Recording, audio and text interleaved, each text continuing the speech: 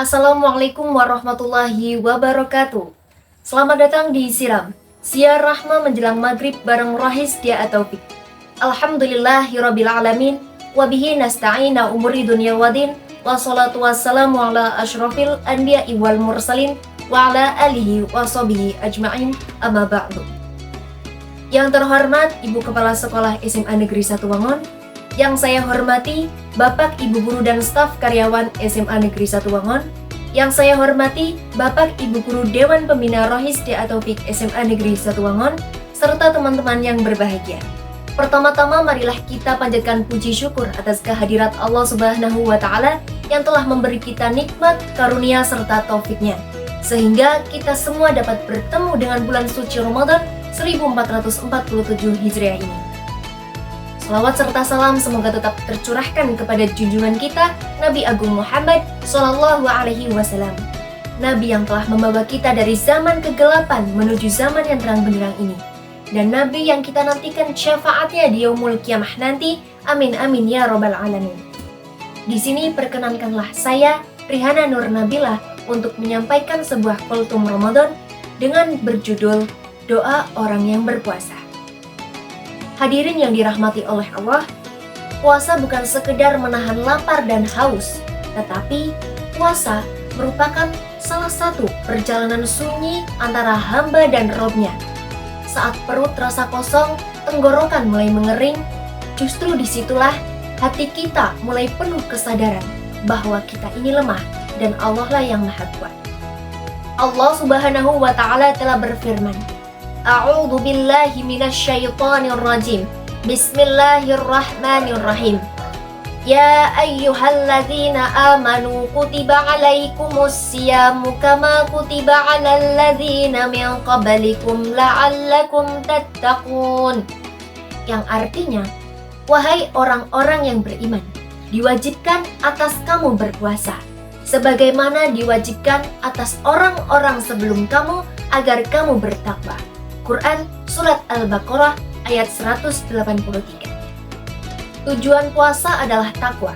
Takwa bukan hanya sekedar takut kepada Allah, tetapi selalu merasa diawasi, selalu dekat dan selalu bergantung hanya kepadanya. Dan salah satu wujud takwa yang paling indah adalah doa yang tulus. Di tengah ayat-ayat tentang puasa, Allah menyisipkan ayat tentang doa. Dan apabila hamba-hambaku bertanya kepadamu tentang aku, maka sesungguhnya aku dekat. Aku mengabulkan doa orang yang berdoa apabila ia berdoa kepadaku. Quran Surat Al-Baqarah ayat 186. Perhatikan, Allah tidak berkata, katakanlah aku dekat. Tetapi Allah langsung berfirman, maka sesungguhnya aku dekat. Seolah-olah Allah ingin menenangkan hati kita. Ketika kita merasa lapar, Allah dekat. Ketika kita merasa lemah, Allah dekat. Ketika kita berbisik dalam doa, Allah mendengar. Rasulullah Shallallahu Alaihi Wasallam bersabda, ada 3 doa yang tidak tertolak. Salah satunya adalah doa orang yang berpuasa sampai ia berbuka. Hadis riwayat Tirmizi. Betapa mulianya orang-orang yang berpuasa. Sepanjang ia menahan diri karena Allah, doanya berada dalam perhatiannya. Lapar yang ia rasakan bukan sia-sia. Haus yang ia tahan bukan tanpa makna. Hadirin yang dirahmati Allah, menjelang berbuka adalah waktu yang sangat istimewa. Ketika tubuh hampir tak kuat, ketika kita menanti seteguk air, saat itu hati kita berada di titik paling jujur. Tidak ada kesombongan, tidak ada keangkuhan.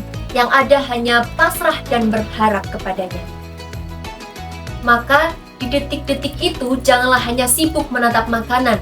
Angkatlah tangan, ucapkan doa, sebut nama orang tua kita, mohon, mintakan agar dosa-dosa kita diampuni oleh Allah. Mohon agar hati kita dijaga, iman kita dikuatkan, dan hidup kita diberkahi.